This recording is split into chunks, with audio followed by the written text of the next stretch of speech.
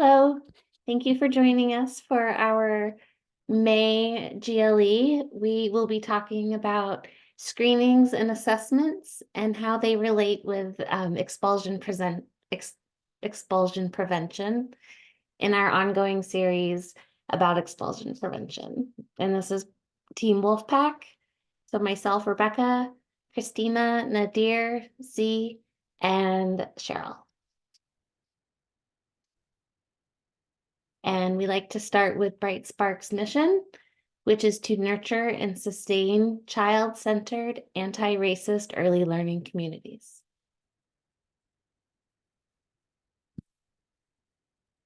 Also want to do a land acknowledgement, and we'd like to take a moment to recognize and honor the original occupants of the land we reside and gather on, who are still here today. We would like to acknowledge the stolen land of the Coast Salish people we are currently occupying. We also acknowledge the forced labor of enslaved Africans that our country and institutions were built upon. At Bright Spark, we stand against all forms of racism, and we ask that you stand with us to end racism in all its forms.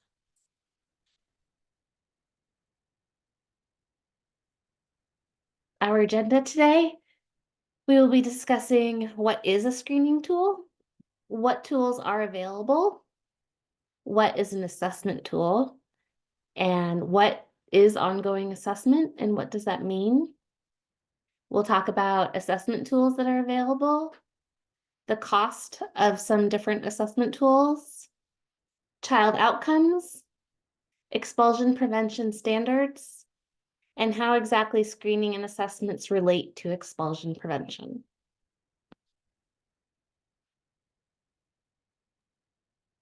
Thank you. So the first thing we're going to talk about is screening tools and what they are used for. So screening tools are really a brief look at a child's development in relation to developmental milestones of children of that age group. Screening tools, like we said, are a brief snapshot. They are to help you determine if children are meeting typical milestones. And they also assist early childhood education professionals in identifying possible delays and then helping to see if maybe a more formal assessment or evaluation may be needed. And then they are also valid and reliable. And I know we're going to talk about it, but some of the most common are the child development milestone checklist, ages and stages as well.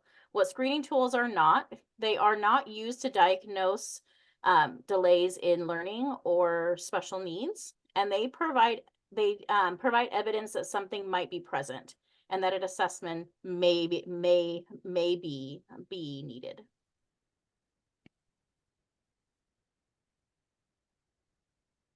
Childhood assessment tools are different than screening tools.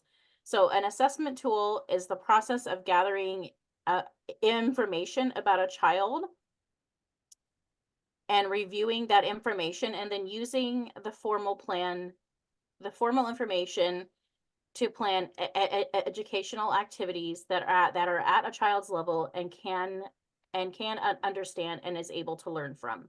Assessment is a critical part of high-quality early childhood programs. When educators do an assessment, they observe a child to get information about what he or she knows and what he or she can do. And again, assessment tools are valid and reliable, and they provide information on development and learning over time. So where screenings are a quick snapshot, developmental assessments really follow a child over, could be years. And then assessments can be used to inform your curriculum choices. So you can look at where a child might be needing more time, and you can make curriculum choices off that. It also helps to identify possible special needs, helps provide information to improve the teaching and the child's learning environment. Assessments also help build relationships between caregivers and families. They can open doors for um, teachers to have conversations with caregivers, and can help the caregivers feel like the teachers are caring for the child's best interest. And then assessments also help to identify children who may need extra support or further evaluation. Ongoing assessment is another tool that you can use. An ongoing assessment is a process of gathering information to understand and support a child's development, again, over that longer period of time. Except for that, in ongoing assessment, the information that you are gathering is through observation and documentation. It does help to inform curriculum planning, teaching, and individualizing for all children. So some examples of ongoing assessments are anecdotal notes. So these could be notes that as you're observing children interacting or playing, you're taking notes about what the children are saying and what the children are doing. Work samples. So these can be examples of the children cutting, drawing, writing, pictures of them interacting with other children or within the learning environment. And portfolios. So think of these as a scrapbook of what the children have done and what they will continue to do. These can include copies of if you do formal screenings or assessments, your anecdotal notes, work samples, notes from parent meetings with goals that you have set for the children's learning, and pictures of the children interacting within the learning environment.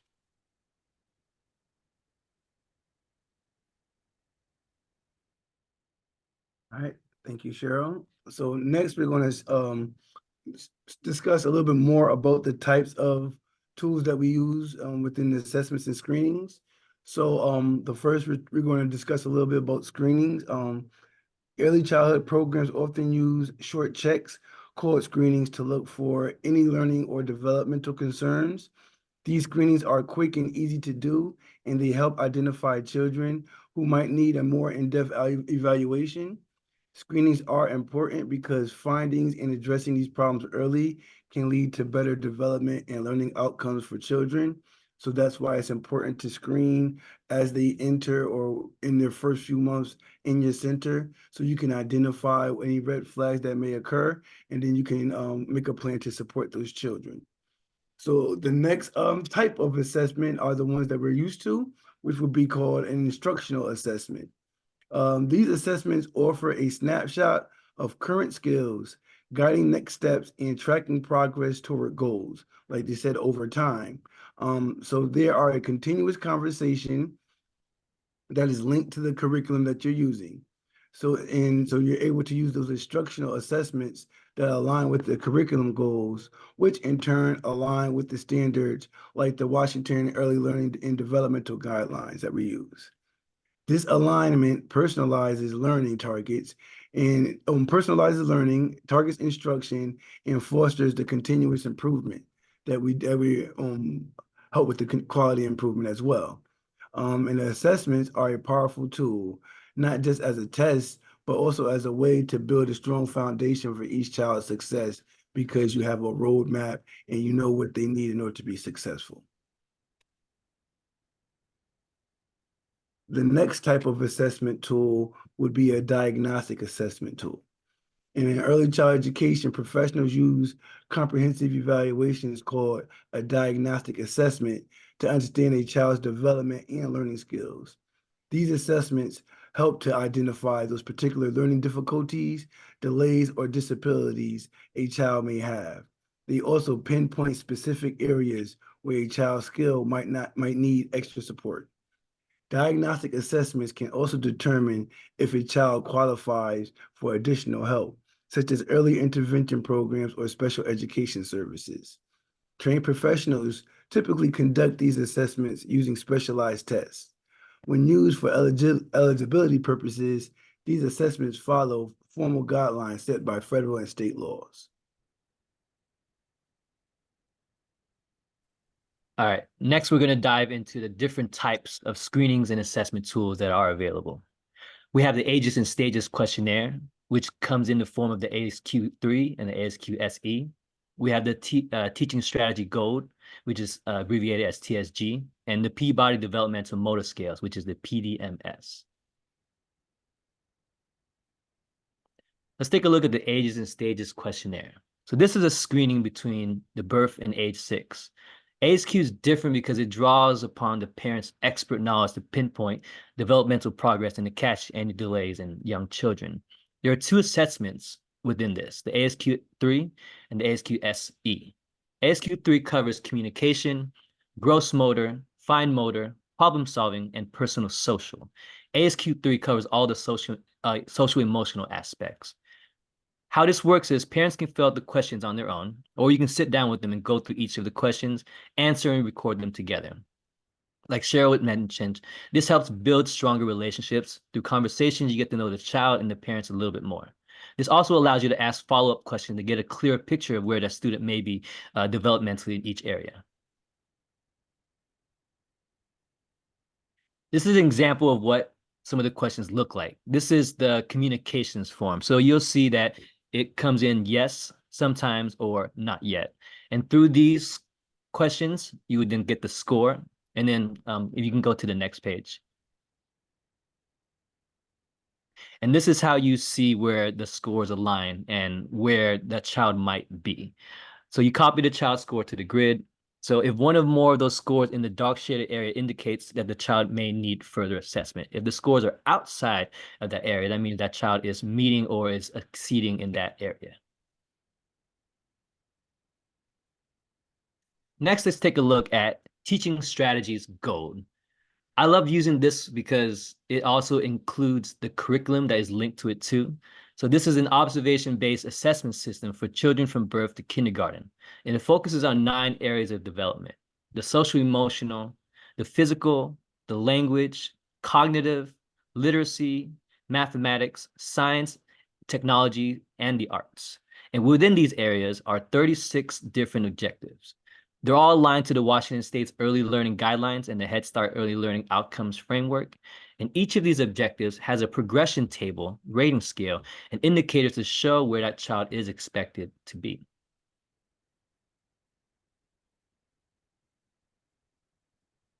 Now let's take a look at one of the objectives. This is objective number 1, regulating own emotions and behavior. And each of these objectives, you'll see that there is color coding to help the teachers see where that range and where that child is developmentally during that time. From birth to 1 year, 1 to 2 years, 2 to 3 years, preschool to 3 class, pre-K to 4 class, and up to kindergarten.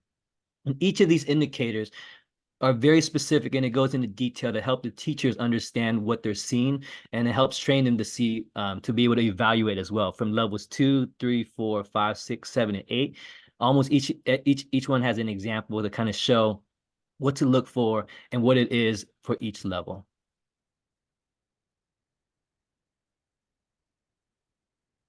And the great thing about TSG, I was able to use it for the 4 years I was teaching previously, is it's connected to a curriculum. It comes with curriculums ranging from trees to balls to science to preparing a child to get into kindergarten. And each of these curriculum has activities and lessons that is directly connected to the objectives that you want to achieve. So the lessons in there are already planned out, and it has benchmarks for you to meet, and it has activities that that specifically reach these objectives that you're trying to achieve. Next page. And next, we're looking at the Peabody Developmental Motor Scales. This one is specific, and it focuses on the fine motor and gross motor. So this is an early childhood motor development program that provides both in-depth assessment and trainings for gross and fine motor skills. The assessment measures interrelated motor abilities that develop early in life. The PDMS has 5 subtests and 1 supplemental subtest. It focuses on body control, body transport, object control, hand manipulation, eye-hand coordination, and the last supplemental subtest is physical fitness.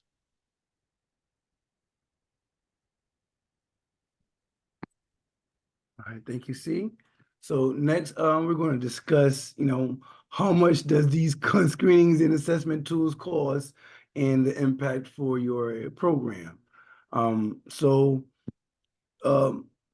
there's a deep range based off of the need of the center.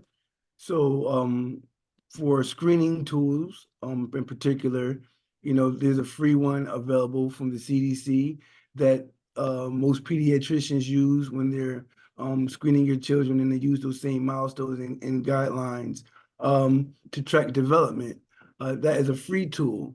But when we're discussing quality improvement and quality recognition as well, they're looking for, a more formal screening tool for you to use.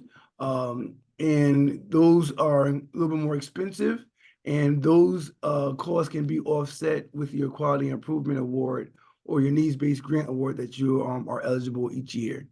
So the lower cost screenings that are available, as Steve described, the ages and stages, the ASQ3 and SE, those packages start at $149. The Patel Developmental Inventory, which is also a popular formal screening tool, those start at $219 for the package. And the Brignanc's early childhood screenings also are a comprehensive screening tool that can be used, which starts at around $189. So a range about, let's say, between $150 and $250 for the starting package. There might be a little bit more if you want to get some trainings involved with that. But for the beginners package, just to have the materials to do the screenings, these are the starting prices.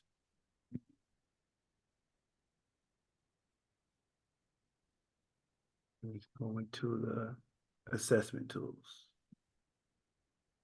So the next is assessment tools. There are free tools that you can use for informal assessments. As Cheryl described earlier, you can use work samples and portfolios, notes from your observations, as well as, there's developmental checklists that you can download and use those to observe a child and see where they are at, as well as there's an assessment called tot schooling that can be used along with the Mother Goose curriculum. So those are both very low cost to free assessment tools that you can use. And then for the more formal assessment tools that are available, as C described earlier, Teaching Strategies Gold, which comes as part of the package for the creative curriculum. But for the particular assessment tool, they have a per student package.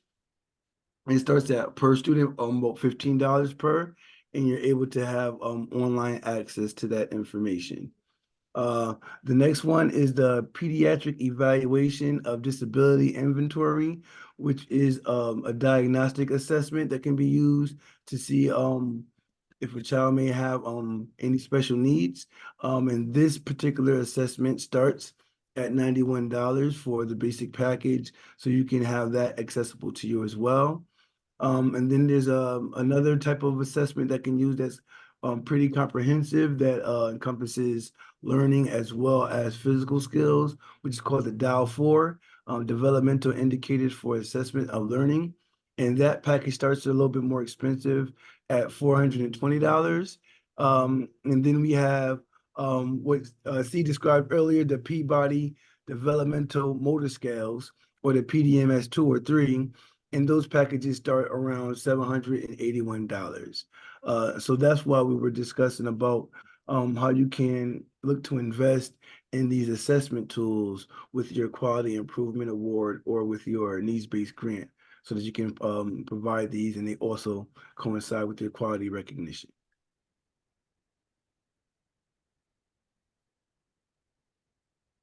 All right, so now we're gonna go over the expulsion prevention standards in the records review tool. You can go to the next slide.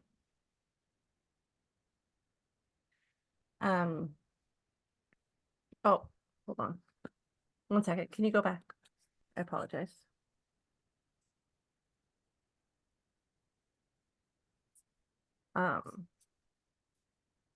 The expulsion prevention standards and the records review tool offer you a framework on the measurable steps that you can take to reduce expulsion from happening.